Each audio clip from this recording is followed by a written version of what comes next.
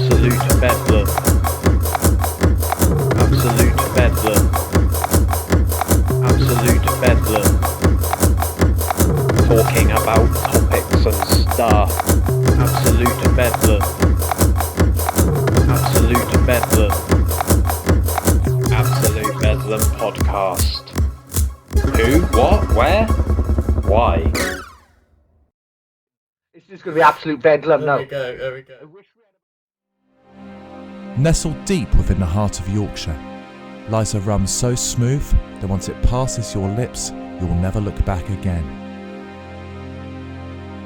Combining the smooth tones of sweet fresh ginger, rich treacle and a lick of Yorkshire honey, Absolute Bedlam are proud to be partnered with the true Angel of the North. Two Lasses Spirits. Use code BedlamUK at checkout. Good evening and welcome to Absolute Bedlam podcast. I forgot where the start recording on OBS was then, apologies.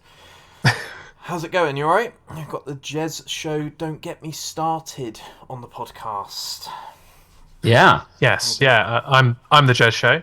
This is Always Be Chatting. Together, we form the Don't Get Me Started podcast. Yes. Nice. Yeah. It's like a wrestling stable of the two best wrestlers, like come together, tired of wrestling each other. That sounded more weird than I meant it to be honest with you. It's all good. And you've obviously got your own merch, as shown in the video. We've got a bit of a cushion going on. Yeah, Oh, yeah. Yeah, we've had this for a while now. Yeah, this is basically the setup for Don't Get Me Started every week. We're just doing it's on Tuesdays, and so we just set up today for Monday for you. So For I've you, got to work yeah. out where I'm looking. It's Yeah, there. and we've also got coasters and Yeah. t-shirts and all. We don't have any manner of content. We crap. just make. Yeah, we just make Make random merchandise. paraphernalia you Yeah. could probably get in IKEA, but It's all then it front. won't have our faces on it, will it? So It's all the front. I love it. That's it. I'm here for it. Yeah. So, first question I try to ask every guest that I remember is, how was school for each of you? How was childhood? Can you remember much? Oh, what a great question. that is a good question. Do you want to go first? Oh, school was. Do you know what? I think the unexamined life isn't worth living, and I think that my school days were worse than I remember it. But it was totally normal. Although I think as a kid, when I was at primary school, the top class teacher hated me and bullied the shit out of me, and my memory is, everything was fine, but my parents were super unhappy about it, and they were banging down the door all the time to kind of like sort this stuff out. But I was completely oblivious as a kid. At primary school, this was. Hey, that's the best way. Yeah. But, and I should say, and I don't want to take up too much time on this, I saw the teacher that gave me hell years later, and I told her in a Poundland in Folkestone. She was like, "How are you doing, Alex?" I'm like, "So good. Let's pick up on what happened in '86, shall we?" And she was like, "What?" It was brilliant. So yeah, I had a very, very straightforward school days, really. Mine was probably a bit more complicated because I grew up in Wales, which was fine. You know, Wales is okay. But as a result, I was kind of bullied a little bit for not being Welsh. Other than that, it was great. Did you then pretend to be more Welsh in order to? Well, I learned the language, you know, and as time went on and people would kind of try and talk behind my back, that didn't work. Yeah. So I got one up on them. Yeah. But the actual school bit was cool. Like, there was no problem there. It was just same as any walk of life, really. There are pricks everywhere, and you've got to avoid them. You know, I felt at school, I wasn't like a massive overachiever and I wasn't an underachiever. I was just this guy that went through school doing some work. I was never, a bare minimum kind of kid. I was really like, even when I got to the sixth form, I'm like, come on, you really gotta knuckle down now. I didn't knuckle down. Yeah, that lasted about a week. Because all I wanted to do was theatre, and they wouldn't let me do a theatre. This is the problem, that bloody school, it still exists. Like it wouldn't. They didn't tear it down after I left. But I wanted to do drama, and they wouldn't let me do it. So I was like, I wanted to do nothing, and they wouldn't let me do that. So they wouldn't let you just do nothing. I love it. Fantastic. Yeah.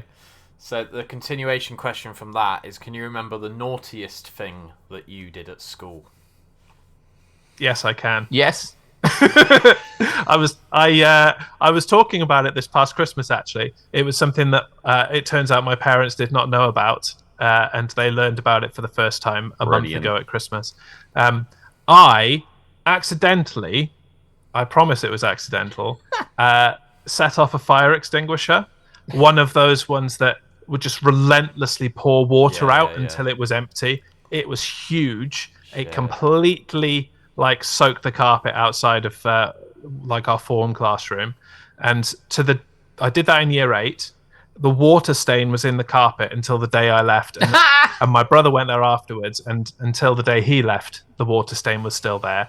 I assume, 20 years later, the carpet is still stained because they won't have replaced the carpet, right? I mean, we should revisit. What was the name of your secondary school? It was Ammon Valley Comprehensive School. So if we went there now, this is a legacy, Jeremy. Yeah. This is a legacy of your time there. Some people draw penises on the stalls and hope that they will last forever, Yes. but no, the way to do it is to set off a fire extinguisher and leave a water stain. A stain. My legacy is a Your stain. legacy is a stain. When some people at my school, because it's a grammar school, and some people who did really well at the grammar school, when I went back to do an old kind of like a reunion thing, my older brothers went there as well, and they dragged me along to it. And there's this board of kind of like people who have done really well. One of the guys is in the cabinet, I think, at the moment, and one of the guys was a cricketer.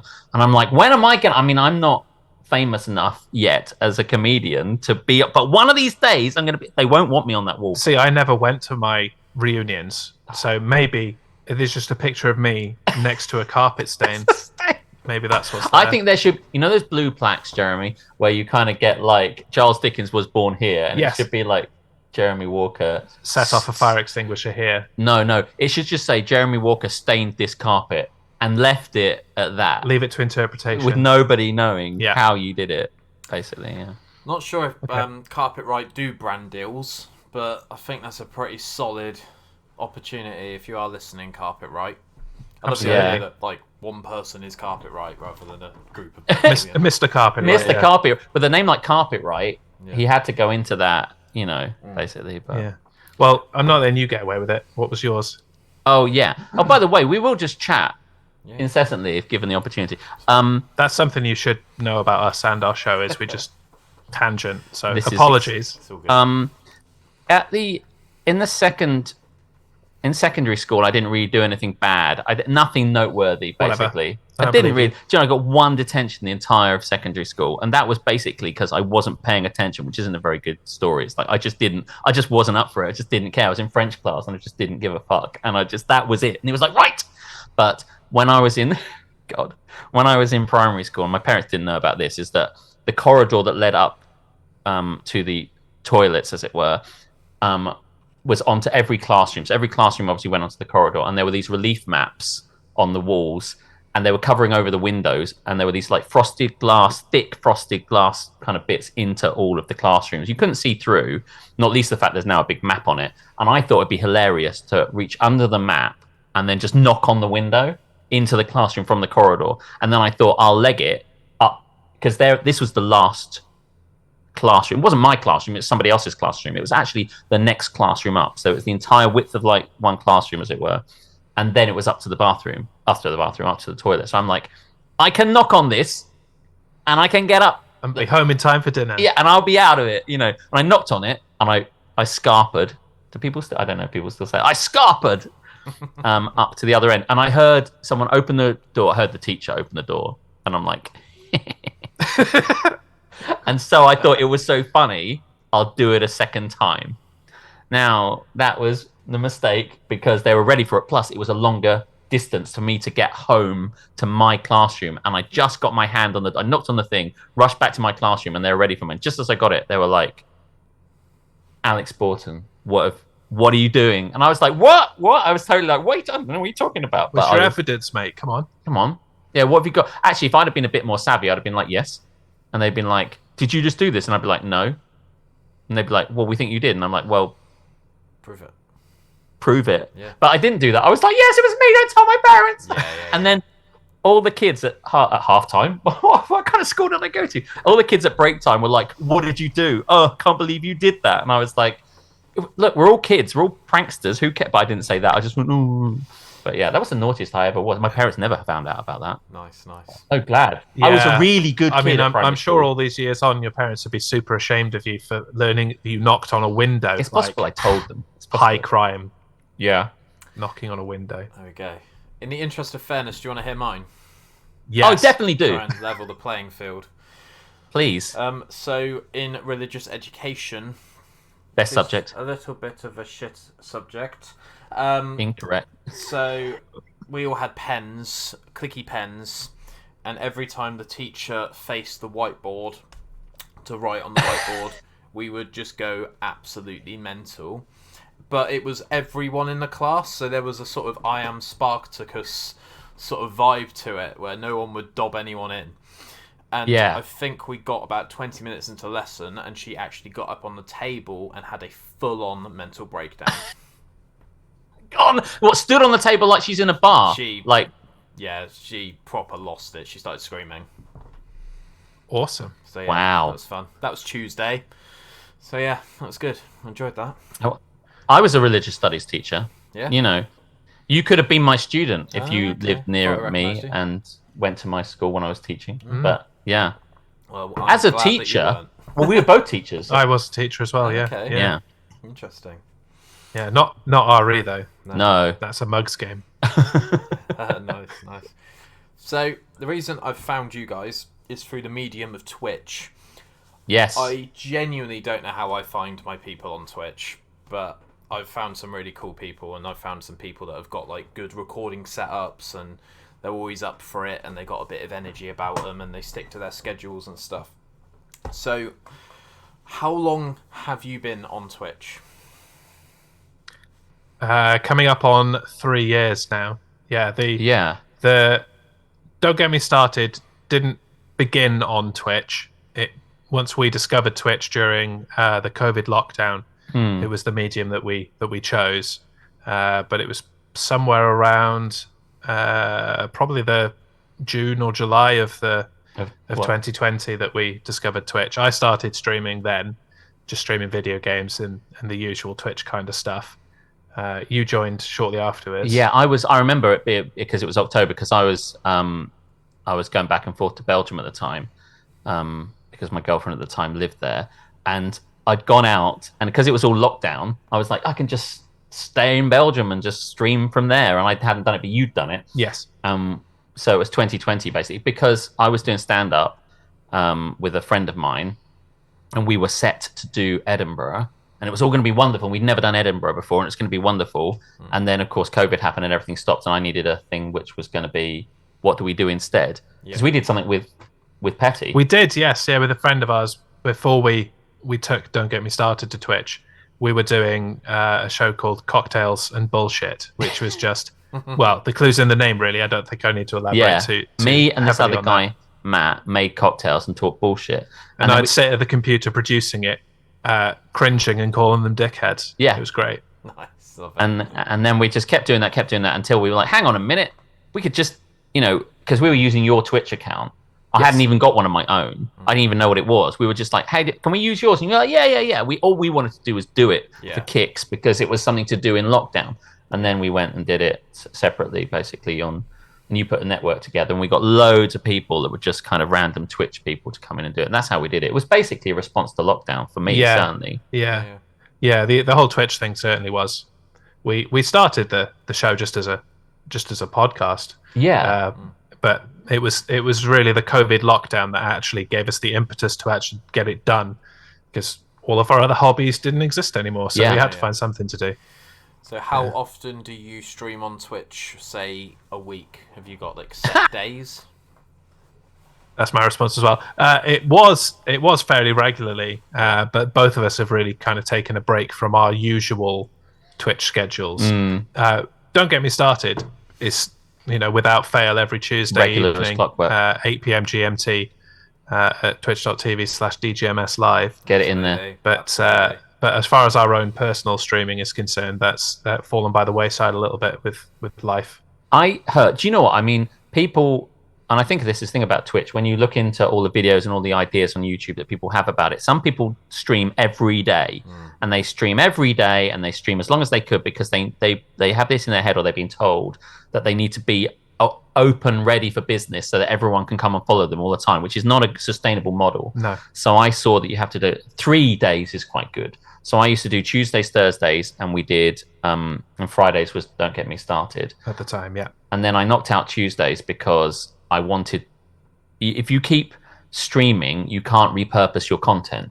Because if you keep streaming, you have no time to edit. And we all have full-time jobs. So until such a stage as someone thinks we're wonderful and stops us from having a full-time job, you have no time to do it. So I knocked out the Tuesdays so I could do some other stuff. And now I've knocked out the Thursdays as well, because temporarily I feel it's best to kind of try and focus on how you want to do it. Because if you're streaming, you're not creating, and it's kind of... Yeah, I suppose that's probably a better way of putting it. We haven't so much stopped streaming. No. It's that kind of want to refocus and put our best foot forward with it. Get it right. Because that's what we're doing with Don't Get Me Started. We're really full force into that at the moment. Because what I understood from that is, like, Twitch is not a very discoverable platform, as it were. People don't really come past and find you there very easily. You've got to go to Twitch. Nobody stumbles upon Twitch. Yeah. So, and if you're doing something like, I don't know, I want to say Just Chatting, because that's a good one, but there's 300,000 people watching it, and 30,000 people on broadcasting it, you could be very low down, and then people aren't going to you. So really what you want to do, as we've been told by so many people, is you create it elsewhere in YouTube or YouTube Shorts or TikTok, and you get your audience somewhere and you bring it back. But then you have to make things. So I think what we decided, just not to go too rambly on it, is to really go full force onto kind of repurposing Don't Get Me Started, and really focus on that. Do you know what I mean? Because I think, and then you take that and you put it on Instagram, and you put it on TikTok, and then hopefully then people dig it, and then they come back, as it were. So right now I've got Twitch's homepage open for me. I follow music, Just Chatting, and talk shows. Music is on a shocking 35,000 active streamers, which I would assume would be a lot more. Just Chatting is 611,000 people streaming, and talk shows is 50,000. So music is actually the bottom of the pile, which I never thought that would happen, because I always see people on YouTube covering stuff, like covering their favourite band's songs, playing bass along to it, and singing and all that sort of stuff. So yeah, it's interesting, isn't it? I suppose everyone can have a microphone. Yeah, and I don't know. I mean, I don't know what kind of demographic you have listening to your podcast and what they come to you to find out. Aside from the fact that when you came to see us one time, you were like, "I got Steve Vai or something like that," and I'm like, "What is going on? What is going on?" Bloody love Steve Vai. Like, it's a diverse group, but if people coming to listen to this in hopes of, and they're like, "Oh, is there any streaming advice here?" I do find it an interesting thing, because if you are a small streamer and you try and stream on Just Chatting, and you probably agree with this, I think, Jeremy, it was just like, you'll get lost in the big sea of Just Chatting. But if you go on, I love Deathloop, has been said many times, but if you want to stream Deathloop, there's like 3 people in that category. So you're trying to find games that you like, number one, that's the and are a good ratio to stream, that have like not many people streaming it, but lots of people want it. Yeah, that's the difficult kind of ratio I've had. Like, I would just sit there and play like Call of Duty all day, but there are literally millions of people doing that, and so you're not going to get any discoverability in that. You're going to be lost in the shuffle. But if you want to stream something super niche, that has a lot of viewers, then you're going to be more successful on it. And it's whether you want to compromise your enjoyment of it in that sense to get the people in. And this is a thing, because then suddenly you go like, what people say on one side is never compromise. Do what you love. Do what you love. Do what you love.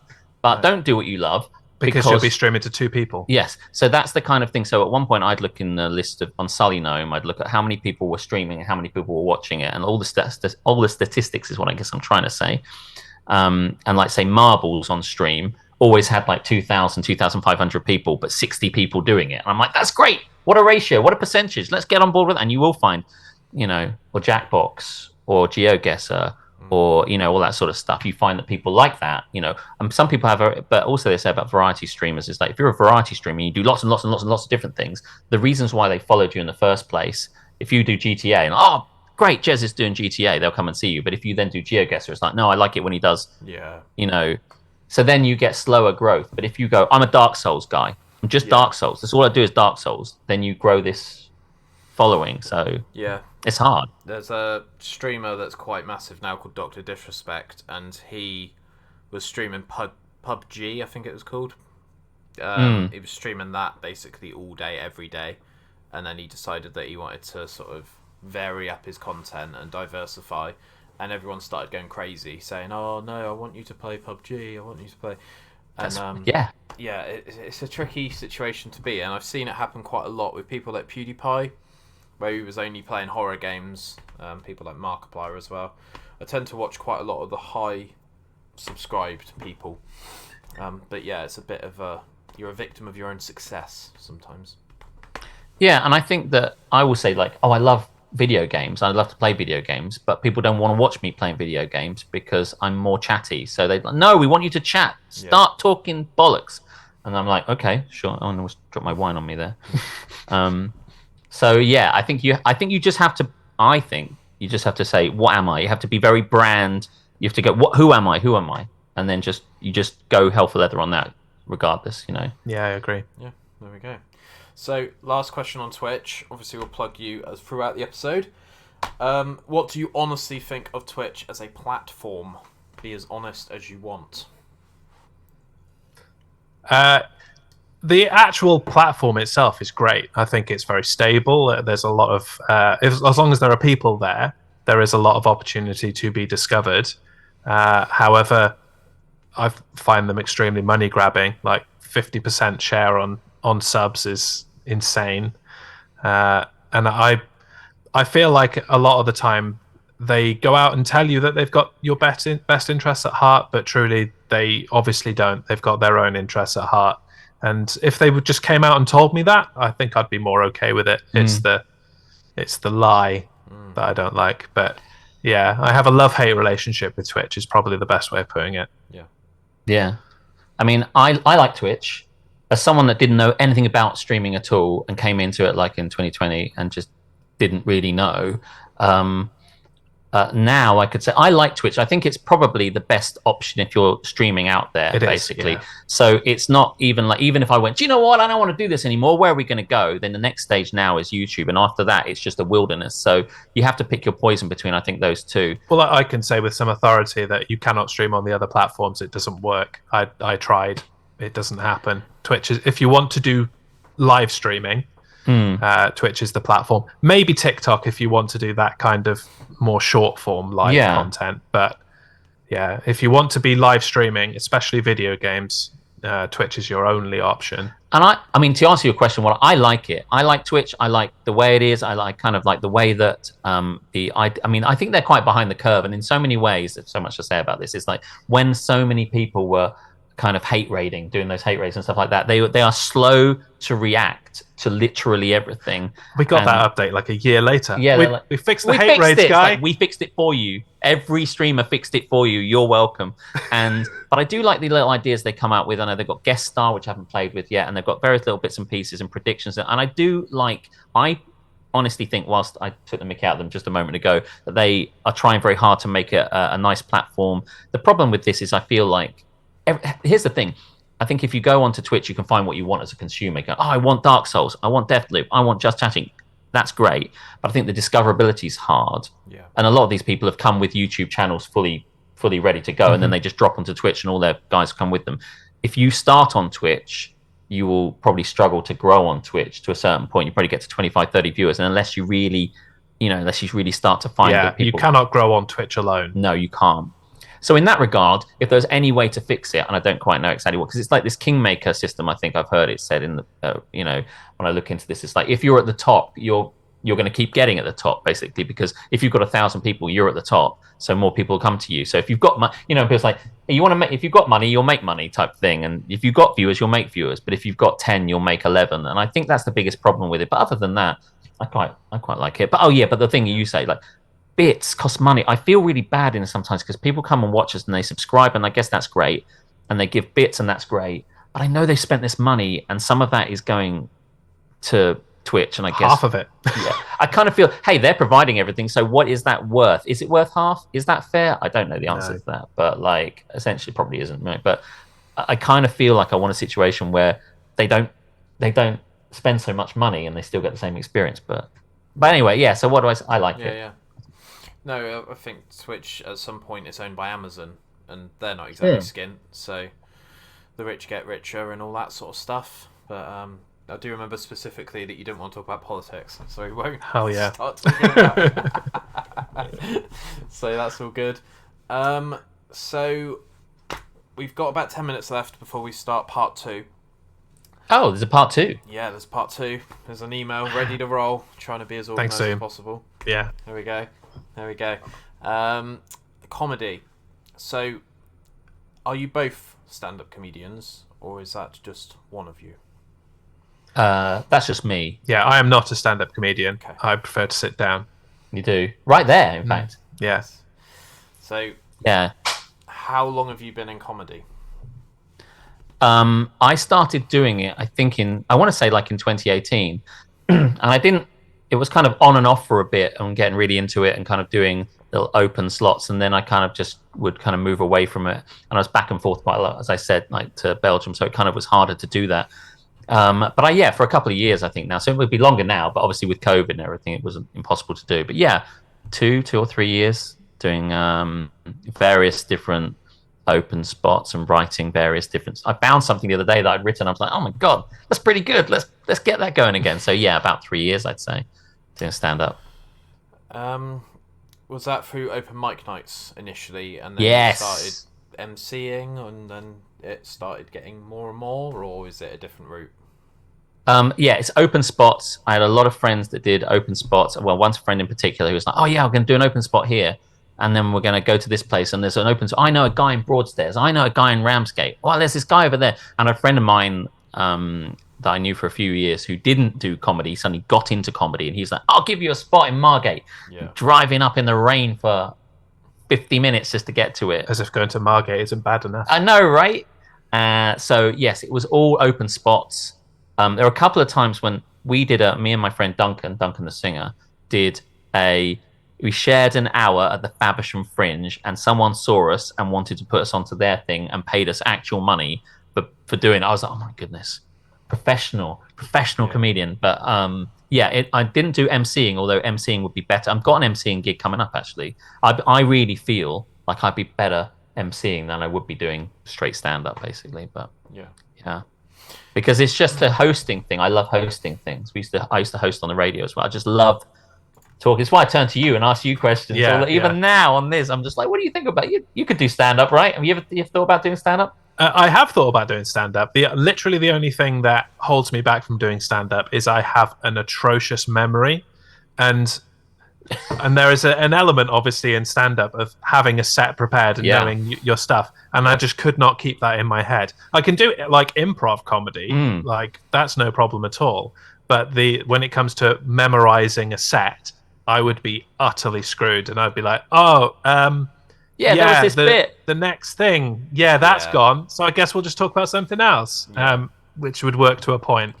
So one of my New Year's resolutions, in air quotes, / goals that I just fancy giving a go, is to do 5 minutes.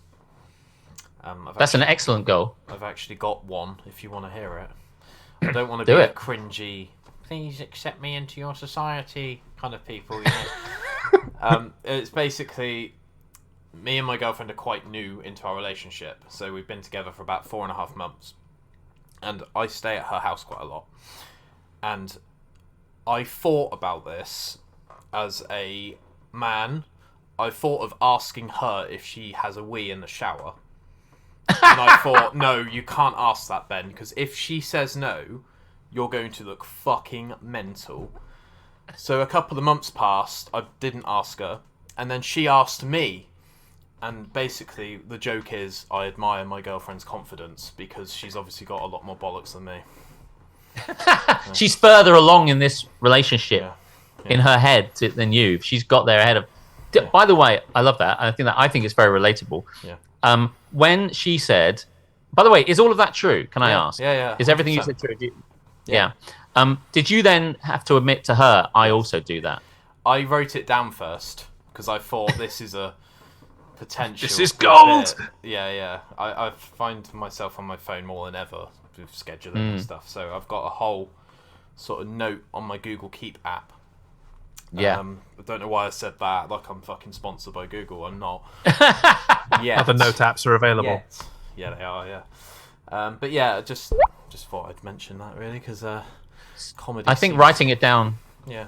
Yeah, sorry. I think writing it down is a good idea. If you think of a joke, write it down because you'll forget it. And it's not just from. I'll forget it. You'll forget it. I'll definitely forget it. Every jokes will go. You'll think, oh, that's really good, but I'll get to it later. No. I don't care what you're doing. Just write that thing down because I'll wake up in the middle of the night with an amazing joke, and I was like, I better write that down. And I wake up in the morning and I look at the note and it's just rubbish. It's just like because it was a dream joke.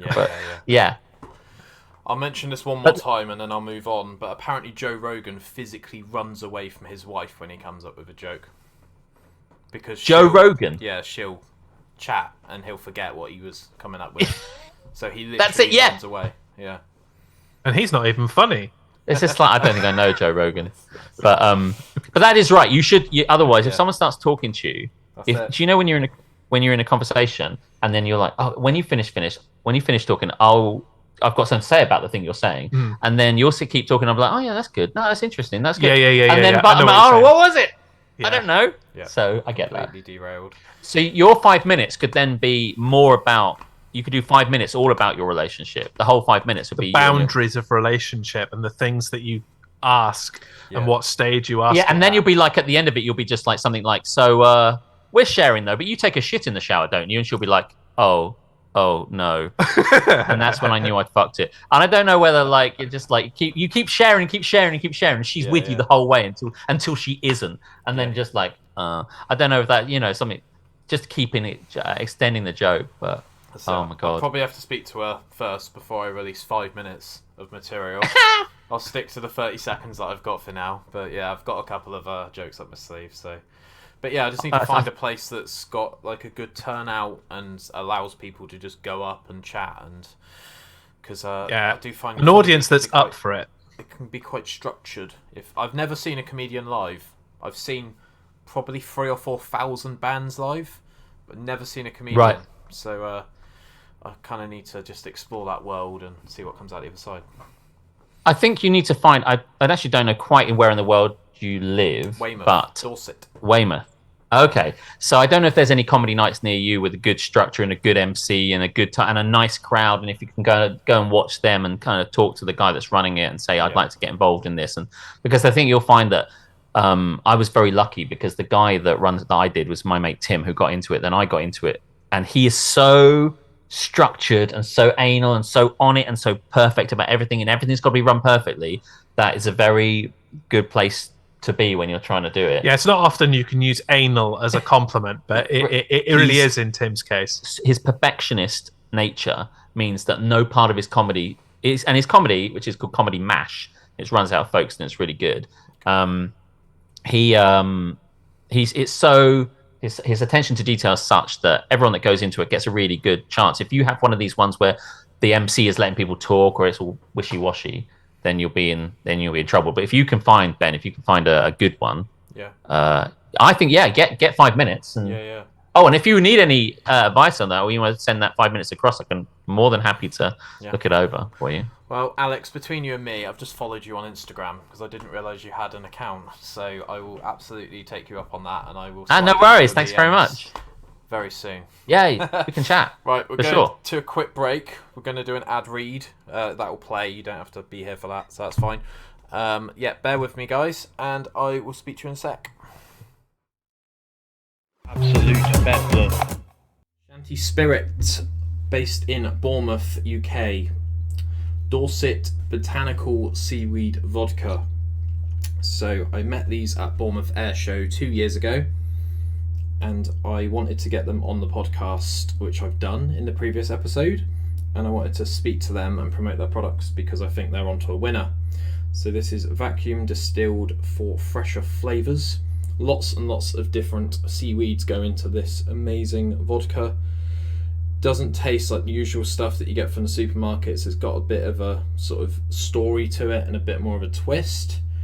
It's had some awards, and I'm hooking you guys up. If you go to www.shantyspirit.com and you type in the code Bedlam discount for either 20cl or 70cl bottles, then you'll get 10% off your purchase. Shanty Spirit, drink to enjoy, drink responsibly. Absolute Bedlam. No time has passed. Everything's exactly as it was. No continuity errors. I am expecting a guest one day, though, to change their shirt to just completely fuck everything. If I'd thought about it, I would have totally done that. Yeah. I could have Swap done the that, shirts. yeah. You're the first double act I think I've had on, so maybe next time. The best double act he's ever had on. You heard it. Absolutely, here first. 100%. If you have us back on, we will definitely do that. In that if I'd have known that was going to happen, we'd have swapped everything, right down to. Well, I'm talking about everything. So, Alex, you would willingly give up your red wine? Okay, let's. No, you know what? I can't. You got me there. I can't. I couldn't. No. He's got other wine glasses. Nice. Just transfer his wine into a tumbler. Yeah. Nice. Actually, Love it. you couldn't drink wine from a tumbler, could you? That would probably kill you. I don't really like stemless glasses for wine. It's all gone wrong. Yeah. Okay. Got a couple. Are you a red wine? Are you a red wine man, by the way? I don't mind a bit of Shiraz now and then. It's usually if I'm at like a restaurant, Nice. but usually it's Nice. sort of BrewDog and sort of Oh yeah. Craft beers. IPA, pale ale. Yeah, went to a gig last night in London, which is why I look so fucking tired, is because I'm currently running on 4 hours sleep. Right. And there was a pale ale there, and I think it was £8 a pint, so I will not be doing that again, because London. But yeah, it was really nice. I just can't remember the name of it. But yeah, there we go. Don't mind a bit of red wine now and then. So I've Fair got enough. a couple of favourite questions for you, so just pick your favourites. I'm aware that this one's a bit of a deep one, so do take your time and think about it. I want to know what your favourite films are, and you can give me 3 if you genuinely don't have one. My favourite films are not good films. Like, let's get that straight. I like these films because I enjoy them, not because they are, technical masterpieces. But my probably 3 favourite films are Beavis and Butthead Do America. It's a good film. Freddy Got Fingered. It's a bad film. Yeah. And South Park Bigger, Longer and Uncut. Fuck yeah. Incredible film. Yeah. And just because, A, they're all absolutely fucking ridiculous and hilarious, and they hold a warm place in my heart because of the time in which I watch them, Yes. the people I watch them with, the sheer amount of in-jokes that come out of them and constant repetition of lines and things from them. And so my criteria of favourite film is probably a lot different to everyone else, who will give you, things like, obviously the Shawshank Redemption and other great films from the top 100 list and all that kind of stuff. But you'll never get that kind of answer from me. So you were a big Beavis and Butthead fan, and you Love must have, Beavis and Butthead. you must have gone mad when they released a film. And didn't they do a more recent one? Didn't they've got a Yes, one? yeah. Have you seen that? I have seen that. Yeah. What's that like? It stands up. It's great. Oh, really? Yeah. And the new series is fantastic as well. Yeah. Oh man, it's a new series. Yeah. So that just went into my brain and just like, I'm like, what? Yeah. I used to love. I mean, I would still love Beavis and Butthead. The new movie. Sorry to turn this No, it's into fine. discussing the movie. Movie chat. The new movie transports them from the 90s to the modern day, and so the new series actually takes place in the modern day, but they are the same age. Oh, thank God for that. Yeah. Because I don't think I could have handled it if they were just like Adult Beavis and Butthead. Yeah, 30 years on or something. I have so many films that I really want to just drop in films that make me look incredibly pretentious and wanky. But I don't need to try. It will just happen of its own accord. I'll tell you, so the top 3 films, my favorite is In Bruges. Bloody love In Bruges. I love Bruges as a place to visit. Not quite as nice as Ghent, but there is no film called In Ghent. Not yet. Not yet. But In Bruges is amazing, incredible. Some people say it's a slow film, but I think that film is it's wonderful, wonderful film. And I'm a fan of what's the other two films I really, really like? The Big Lebowski. Like I like a lot of Coen brothers, but The Big Lebowski is just absolutely perfect, and it's just a riot, and it's so quotable. And the other film I love, which is just super quotable, is This Is Spinal Tap, which is just the funniest. It's the funniest film. Everything gets substituted over time. You like The Big Lebowski comes up and goes down, and Lost in Translation comes up and goes down. But yeah, oh my god. Yeah, so what's your take on those? So what's your three favourite films? Yeah, I'll get to that. So I was at the Tube yesterday, as I mentioned, in part one. Woo, transition. Tube. I saw Tufnell on one of the stations, and I just instantly thought Spinal Tap. I can't remember which one, but yeah, I think that's where Nigel Tufnell got his name. But you see all of these sub-stations, because you just get this massive list of train stations in the Tube, and each one is from a different line and all that sort of stuff. Yeah. So yeah, I like seeing stuff like that. But my favourite's three. Jesus, I usually say my favourite ever film is The Labyrinth. Oh, great film. Is that the Bowie one? Yeah. I And can't say I enjoyed that, but you can't say you like it or seen it. I didn't enjoy it. Oh, no. did you not? No. Fair enough. I kind of watched it on repeat as a kid, and I quite like the songs and the characters. Yeah. And Jim Henson and all that sort of stuff. But yeah, David Bowie has a massive pair of socks somewhere. Let's put it that way. Yeah. So, do you know what? I think I watched loads about it. I don't know if it seems like I was obsessed with it because I watched like a making of and how they did the kind of stuff where he's like he's like spinning glass spheres, and it's just someone else's arm made up to look like his arm, and it's just like wrapped around. I watched loads of. I really liked Labyrinth. I love Labyrinth. Labyrinth is great. I only watched it when I was like 17 or 18, so the kind of magic of it wasn't really present, I suppose. Yeah, I still think I love it. Need two more. Avengers: Infinity War was fantastic. Is that It's one of the, I just want to say one of the more recent ones, that but it part isn't two? anymore. Is it go Infinity War? Oh, okay. Endgame is the last one. Endgame is the endgame. There we go. I'm not a big Sorry. Marvel guy, so like I thought you could say I'm not a big thinker of I'm time not a big and stuff. understander of chronology. Number 3. I want to say it's a toss-up between Iron Man and James Bond, The Spy Who Loved Me. The Spy Who Loved Me. Yeah. Wow. I can't remember. Hold on. Who's the bad guy in The Spy Who Loved Me? Is that? I want to say, is that Blofeld?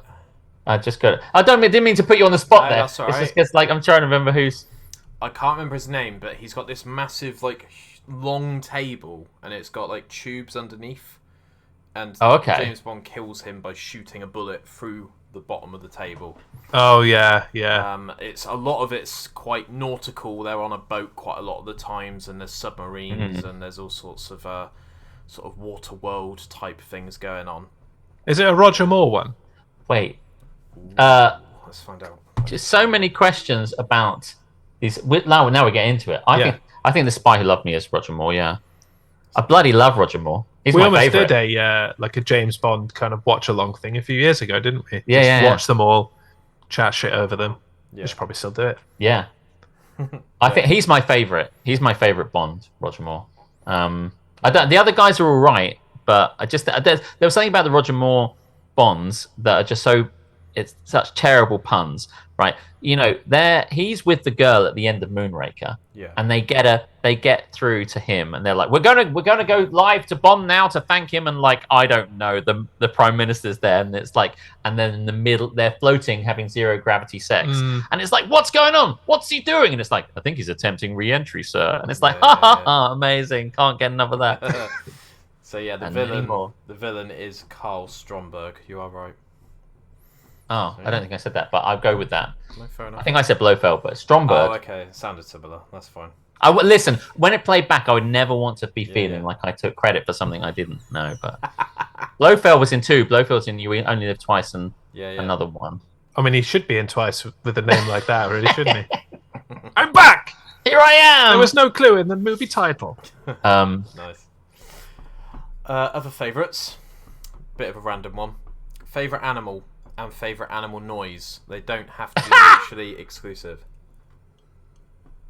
Do you know what? I'm not a big nature kind of guy. I don't really give a shit about animals. So I don't even know how to answer your question. That is getting clipped 100% by me. I have to be honest with you. Alex confesses to not giving a shit about animals. I don't know. And it came up on my stream. We were talking about birds, and everyone's like, of course, that's the Alaskan Malamute, and that was the kind of the split-fingered bird hen. And I'm like, shut up. None of you know this stuff. How do you know all this stuff? How do you know the specifics of the types, the subspecies? Fuck off. You don't know any of this stuff. How do you know this stuff? It's either a bird or it's not a bird. I don't understand this obsession the world has with the nature, the natural world. I don't understand the obsession the world has with itself. Yeah. And I don't care about birds or dogs or cats. Cats are cute. Okay, I'll give you that. My favorite is a cat. I love cats. Does that answer your question, Ben? Is that good enough for you? Really is that good. what you want? Prime content. Animal noise. And then I'll let you go over to Jez. Animal noise. I mean, I don't really know what the best animal noise is. He doesn't know what noises any animals I don't know what they Ben, is make. the problem. No, that's true. Do you know what?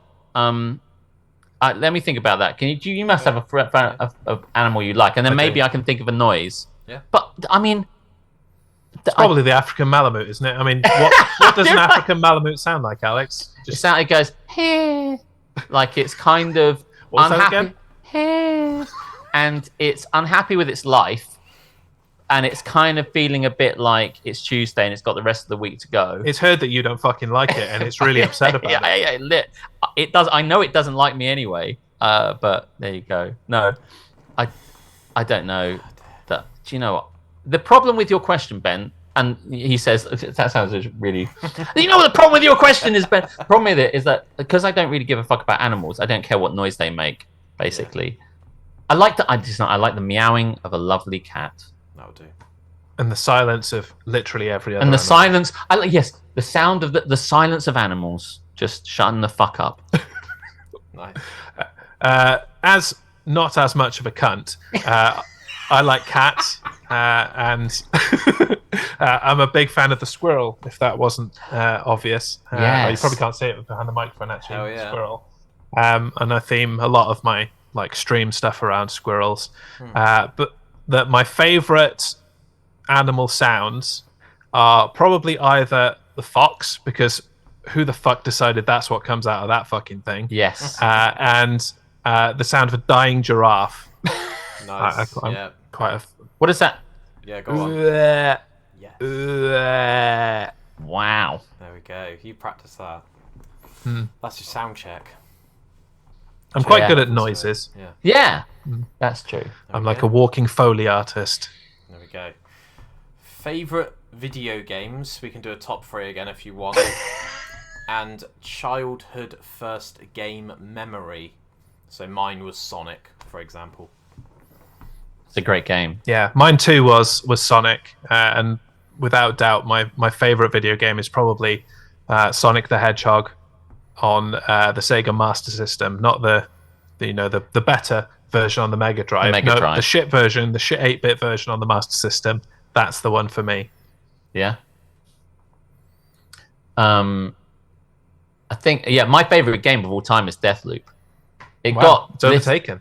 Yeah. Oh my god. Yeah. Deathloop's the greatest game that's ever been made. I'm a big fan of Dishonored, and it's all made by the same guys, Arcane, and they're really good. And Dishonored blew my mind into tiny pieces, and then Deathloop just managed to smash it further. Deathloop's the best game. I don't care what anyone has to say. Stop this No, don't stop it now. Go and play Deathloop. Go now and play. I think Deathloop is incredible. It's just so slick. It uses the same kind of engine as Dishonored, and that was a slick, fighting, stealthy. You can kind of sneak. I love sneaking around rooftopy kind of games. I like games with lots of different ways of getting there. When I played Dishonored, I was just like, I can go out this way, I can go that way, I can shoot that guy in the back of the head, and I love kind of sneaking around like, you don't know I'm here, you don't know I'm here, oh, you're dead, That's it. And I just love that sort of stuff.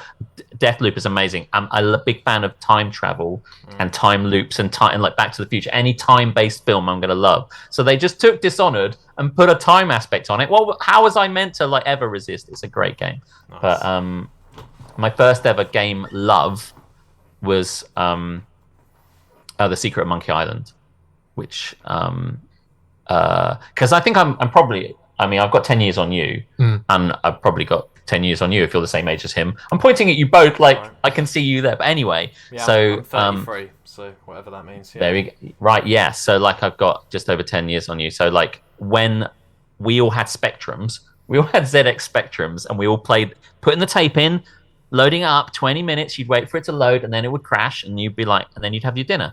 And but then when we all got an Amiga, rather, I was the only one in my friendship group that had an Amiga. I was like, just like showing off all the time that I had an Amiga. I got The Secret of Monkey Island, and up until recently, that would have been the greatest game of all time. And then Bethesda and Arcane or whatever it is released Deathloop, and that was it. Couldn't survive. That game came out in like 1991. It was actually The Secret of Monkey Island 2. Though. Yeah, do you ever play The Secret of Monkey Island? Any of those games, it. Ben? I've heard a lot of it, but just you're missing out. Didn't jump in and commit. The classics, point and click RPGs. Yeah. There was a really weird game that I played, and I think my mum actually got involved at one point. It's called Mario is Missing, and that was a very point and click type game. But you end Your mum was involved in Mario. Was your mum responsible for Mario going missing? Is that what you're telling us? Maybe. That's a good point, actually. Yeah. It's very copy and paste. It felt like you're in a sort of Scooby-Doo chase thing, where all of the streets look the same and you choose to go up, down, left or right, and eventually you develop the story and that sort of stuff. I think you're Luigi or Toad, and at the end of the game, surprise, you meet Mario, and he's no longer missing, and the game explodes and burns your house down. So, there we go. I only played it once. Well, that's all you could do. Yeah, you didn't have a house after. No, it's burnt to pieces. Comes with home insurance, guys. Don't worry, it's all good. Random quick. Is that why you got a black background? It's because you're streaming from the burnt out wreckage scorched. of your own house. If you listen really closely, you can still hear the embers. But yeah. Shut up. That's alright. It's fine. Thank God Mario's still with us, though. You know. Yeah. So these are proper, just completely say what you see questions. They're just quick fire questions. We'll probably do it so Jez goes first and then Alex goes after. Otherwise this can get quite chaotic quite quickly. Is a Kinder Egg a toy or a deliciously chocolate treat with a bonus of a toy as well? Chocolate with a treat. He's gone. It's so stupid. I love it. I don't have to answer that question, right? Or is that? No, you do we answer both get the same We question. want opinions. Yeah, both. It's He doesn't give a fuck. neither of these things. It doesn't do either thing well, and it's expensive. Fuck the Kinder Egg. You can't not like animals and not like Kinder Eggs. That's insane. Listen, I don't know what to tell you, Ben. The chocolate's bad and the toy's crap. Hey, the chocolate's amazing. Chocolate's all right. No, Kinder chocolate is Not incredible. bueno. I mean, okay. This is just turning into a list of things that Alex hates. That That's is the pretty point. much what Don't Get Me Started is, yeah. There It's we a go. list of the things that we mutually hate and the things that I hate that he hates and he hates that I hate. Yeah. This is how it gets. But often Combination it's of things hate. that I like and you hate. Like we don't agree On a and lot that of can be things. really hard. Because I'm Yeah. like, oh, you love that thing, and you're like, no, it's shit. And I'm like, what? Nice. Baby belt or cheese string? Baby Bell, Yeah, agreed. 100%. What the fuck is the point of a cheese string? Honestly, just oh my god, that's such a faff. Fuck the cheese string. If the point of the cheese string, you peel it off bit by bit, yeah. You're supposed to, yeah. Eat the fucking thing. Yeah. Oh my god, what a waste of Wow. time. Controversial. Camping in a tent or a static caravan for 1 week? Well, I know what you were answering this one first. Yeah. I mean, having done both, I would much prefer to sleep in a van that's got a roof and it isn't a tent. Yeah. I go live action role playing throughout the year, so I am loving camping. So we have a big mega tent, and I've slept in that for a week. And we're going to Glasgow, so we're going to sleep out. So I'm like tent all the way. You don't have to fuck around with tent pegs and shit with a fan. That is true. That is true. Can't be asked with that. So my thing with tents is I set them up so infrequently that I'm always going to be shit at them, and it's one of the only things in my entire life that I will just completely give up. I'll just be like, fuck it, we're sleeping on the grass, guys. Sorry, Casper, my 9-year-old son, but Daddy's fucked it big time. I don't know what the fuck I'm doing. I would happily pay someone to fucking set my tent up for me. Listen, you need to buy a good pop-up tent. Static caravan. you need to buy. Have you? I know you recently burnt yours down, but have you heard of a house? Because they are fucking sick, mate. They are really good. Bricks, windows, roofs. Well, one roof. You'll love it. You'll love it. Let me know how it works out when you get a house. But get a pop-up tent. I got a really good pop-up tent, and you basically unzip it, and it fucking explodes in your face, and there's your tent, and you can't get it wrong. There we go. Honestly, get one. You'll love it. Are you sure you're still talking about tents there? Unzip it. Explodes in your face. All your money back. Is it a fucking nightmare to put back in the bag though? And I am talking about tents. Yes. Yes. But once there is a method. You read the instructions and method. It can be a bit, but once you've got that method down, you are set. Okay. Basically, it is a bit of a pain, but I won't say it isn't. But once you've got the hang of it, it really isn't that much of a problem. But you know what? It's even harder to get back in the bag. A static caravan. That is really hard to get in the bag. It doesn't give you very much room, whereas the one I've got, the tent I've got, there's a lot of. It's very baggy. Yeah. It's very baggy. I don't know why I'm doing this. Yeah. It's very baggy. Not sure which metaphor we're continuing here. That's nice. I trust you. I'm not spending shitloads of money at Centre Parks, so I'm going to try and set up a tent. I might vlog it, but that'll probably just add to the stress, and I'll lose subscribers because they'll be like, Ben, stop screaming in front of your son. You're doing it again. Get off YouTube. You're worse than Andrew Tate. All this sort of stuff, you know. Listen, how old is your son? He's 9. He's heard it all before. He can put the tent up. Yeah. He can put the tent up. Yeah. Kids love doing things. I don't have kids, but I'm just telling you. Kids love doing things. Get him to do it. He'll love it. Oh, yeah, I'll do that for you. Perfect. Have a beer. Let him do it. He'll do it better than you. Yeah, probably. Let him do it. Problem solved. And you've got a scapegoat as well. What did you say his name was? Casper? Casper. Yeah. Casper, you fucked it up, mate. What the fuck is this? You had one job, Casper. I was asking for a tent, not this monstrosity. Come on. You fucked the holidays. You've ruined the whole holiday. 2 weeks we were going to do this. Have to go back home to a burnt-out shell of a house. Set a fucking tent up, Casper, and you've bought a static caravan. Yeah. Fuck. Where did you get the money from, Casper? Daddy's Where is it? Let's go there immediately. Contactless has no limit. We're all fucked. There we go. Yeah. Right. This is meant to be quickfire. Sorry, it's my bad. Sorry. Yes. No. Living in a city or living in the countryside? City. Chocolate or sweets? Neither. Cornish pasties. Fair. Bath or shower? Shower. Just bought a new one, so I better be using a shower. There we go. Once I get a house, I'll have a shower as well. Mornings or evenings? Evenings, 100%. I'm shit at mornings. What about you? Yeah, I would like to say mornings and be that guy that gets up and seizes the day, but I'm not, so evenings. No, we're not that. Mint choc chip or chocolate orange? Mint choc chip. I had one the other day, in fact. Not showing off, but I did. Yeah. Love it. Crazy question. Bear with me. You go into prison. You get £10,000 a day for being in prison, but it's a maximum security prison, and I cannot guarantee your safety. You can come out whenever you want, but if you don't do 24 hours, you won't get 10k. Would you be willing to give it a go? Oh, sorry, when you say we have to go to prison, it's just like a stunt, or we have done a crime and we must go? It's just or is like this just a reality TV stunt thing. So you can literally go in there for one day if you want. But it's a real prison.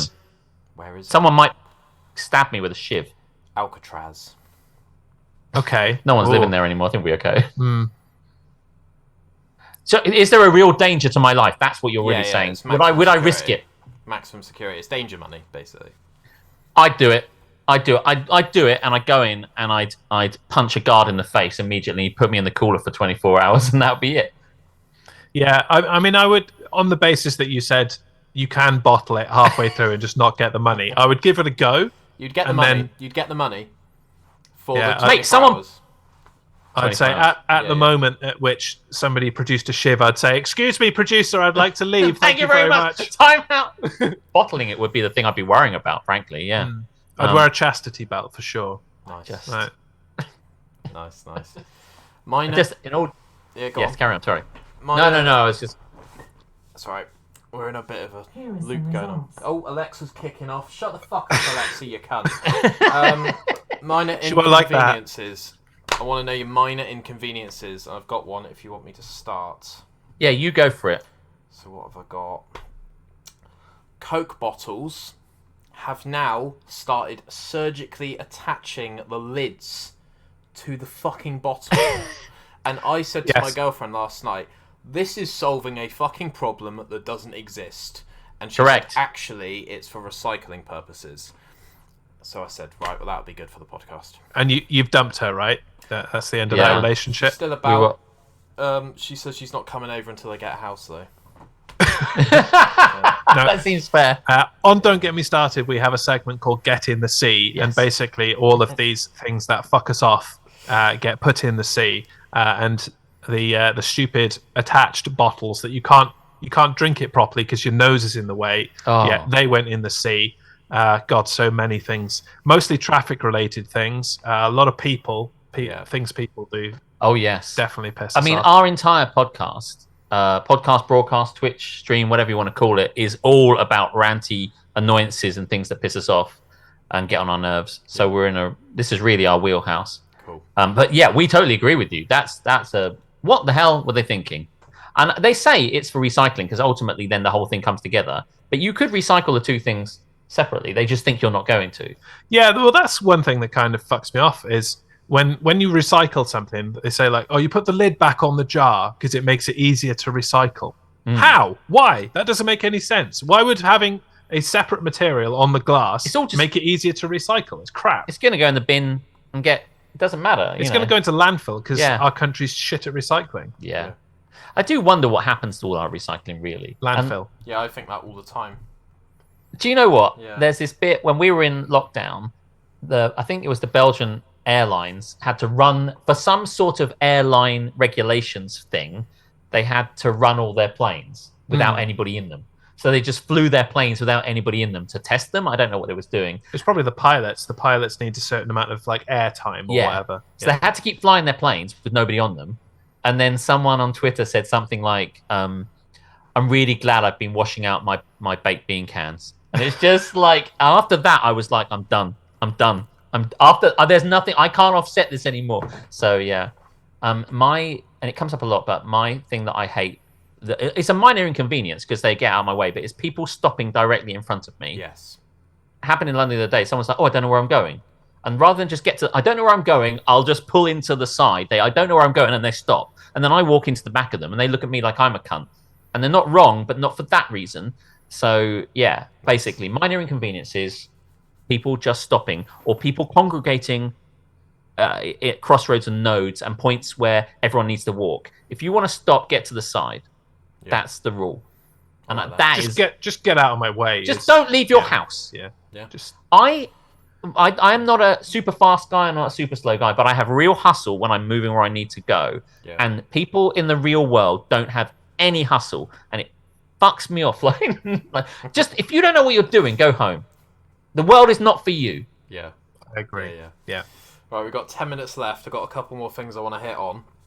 One of them is I saw in the tube yesterday. Fucking hell, Ben, you've been to London once, mate. Just fucking shut up about the fucking tube. I love it. Holy shit, breaking the fourth wall. When you're waiting for the trains, which is all the fucking time, because everyone is now jumping in front of trains, but we won't go there because that's obviously a bit of a rabbit hole. You see the posters, and there was one for a theatre show. I don't know what theatre show it was. I wish I could remember. And it said, hurry, only 17 weeks remaining. That's nearly 4 fucking months a year. It's not one night only. It's 18 weeks only. Like, what the fuck is that? So, yeah, Rush. There we go. 17 weeks. Yeah. I don't know which one that is actually. I bet you it's something like Oklahoma, but I don't know. But There we go. Or Oklahoma that they bring back every couple of years. they brought it back, yeah. So there's pretty much every theatre musical thing they bring back. So you don't need to rush. If you don't get it in those 17 weeks, just wait another 17 weeks and it'll be back again for another 17 weeks. They've never revived Starlight Express, much to my chagrin. I was up in London, not to show off, but I feel you, Ben. I was in London. I was on the tube looking at posters and stuff, much like you. And so I know exactly what it's like. I'll just sit here in the corner with my non-London go fuck didn't go to myself. London. Yeah. London's so cool. Tesco meal deals or any shop meal deals. What's your go-to meal deal when you're on the road? If you've got a performance that night, all that sort of stuff. I want a sandwich or a main, as they're known as. Trying to be as inclusive as possible here at ABP. Crisps or chocolate and a drink of some description. The drink is always Pepsi Max, regardless. Yes. Like, regardless of what I'm buying, it's always Pepsi Max. The meal deal will come down to availability and stocking. Given the choice, I will get the... they do like a submarine roll that's got like pepperoni and ham and stuff in it. It is incredible. But that's never in stock. So I tend to go with the generic cheese and ham and mayo sandwich instead. And then depending on how plush the meal deal is, depending where it is, if I have to go for crisps, it'll just be like cheese and onion or smoky bacon or something generic like that. But if I can really push my luck and get like a tenner's worth of stuff for my £3.50 meal deal, I'm going to go for like a pack of 4 pork pies or like a giant Scotch egg or something. Where are you getting that from? I can't remember actually, but I will like get the biggest value out of my extra value meal, if you will. Absolutely. Do you know in Tesco's their snack is like a jumbo sausage roll, which blows my mind. That's pretty good. And so I'm mixing and matching here, but like if in Morrison's I'll have a samosa as a snack. If in Tesco's you can get a sausage roll as a snack, I don't want grapes as a snack. That seems like a waste of time. And I'll have cherry Pepsi Max. But I'm a big fan of if in Tesco's the chicken triple seems like great value. But I'm a big southern fried wrap fan. Oh, that's just reminded me. The southern fried pasta in Tesco. That shit's another level as well. Yeah. God, I fucking love a meal deal. Let's get one soon. This is a great question. Yeah. Just on the triple sandwich thing, I don't want to dwell on this too much, partly because Zoom has given me 7 minutes. Do you ever wonder where the other sandwich is? Do you ever wonder if someone else is eating the rest of your sandwich because it's a triple? Well, because like normally they come in 2, so that would be a multiple of 2, which is 4, and so there's a third. That has never crossed my mind actually. It Ben. will now. I probably won't sleep tonight now, Ben. Thanks for that. Right. Yeah. I'm happy to knowing that someone is out there eating my sandwich. I presume they definitely make them like that. Like I watched this. I watched a sandwich documentary. Yeah, like how it's made, and they showed you like putting it into the packets and stuff, and they do make the whole sandwich and slice them and do it. So yeah, someone is out there eating the other half in your sandwich. Okay. Yeah. Jesus. That's a scary thought. That is terrifying, isn't it? Plans for the future. What's next? What's the year looking like for you guys, either as individuals or as, don't get me started, double team madness? I mean, as far as DJMS is concerned, we're just all in on the. We've recently, because it used to be on my channel, as we said, and then we did a thing where we would bounce back and forth between our channels and homes and things. Yeah. But I suppose this year really is full force together. Yes. And doing all that kind of thing. So focusing on making sure that we still put out content every week, focusing on TikTok and bringing new people in. Yes. You know, meeting people and chatting with other podcasts and doing all that kind of stuff. Yep. Because I think we bouncing back and forth wasn't really working. Well, it was, but it meant that some It's people fucking tiring. You would, and then you go to someone and you'd have to say, "Oh yeah, but this is also Jez," or you'd say, "This is also Alex." But now we're in one place, and now we can put up stuff on TikTok's really working very well. We're on DJMS live everywhere, and these guys on TikTok are crazy. Basically, they don't know what they're talking There about. are some crazy people, but I love it. Yeah. So I think the plan for DJMS is just to go hell for leather, refine the idea so we're the perfect podcast concept, put out more stuff and see where that goes. And apparently we're doing a 24-hour episode stream. Oh yeah. In April. So that'll be batshit. I'm a big fan of goal planning, and I've done all my goals out, and all my goals are kind of just like, see if I can get my own stream back up and running with the way I want it to go, do more MCing stuff. That's one of the things. Write some more comedy and bits and pieces like that. But it is largely, let's get all this stuff. Yeah, MCing, I think. I really want to do that this year. We want to push that idea. There we go. Any parting words, any shout outs you want to give? Come to see us on Tuesday nights at 8 o'clock on twitch.tv/DJMS Live, and follow us everywhere on DJMS Live, because we're the same everywhere, especially TikTok, because it's a fucking blast there. They're digging it. Legitimately, one of our posts got 400,000 views. It's on, like 460,000 or something right now. Yeah. That's the place to be if you want to make a stupid comment. Fuck yeah. And they do. Hell yeah. Awesome. One of my favourite parts of your streams as well is you do Am I the Arsehole? I enjoy that. That's what's mainly on TikTok, actually. Am I the Arsehole has found its way to TikTok. And they think we're the arsehole at the moment. Two people do. They're probably right. They are correct.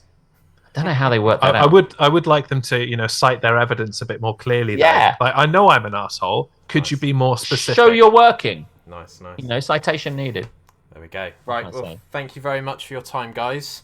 Thanks for having us. We'll do a fake goodbye, and then I'll speak to you for a sec.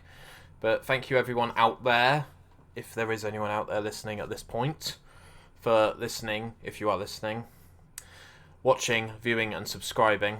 And feel free to like and subscribe if you are watching this on YouTube, or give it a follow if you are on Spotify, etc. So yeah, 100%. Cheers, guys, and see you in the next one.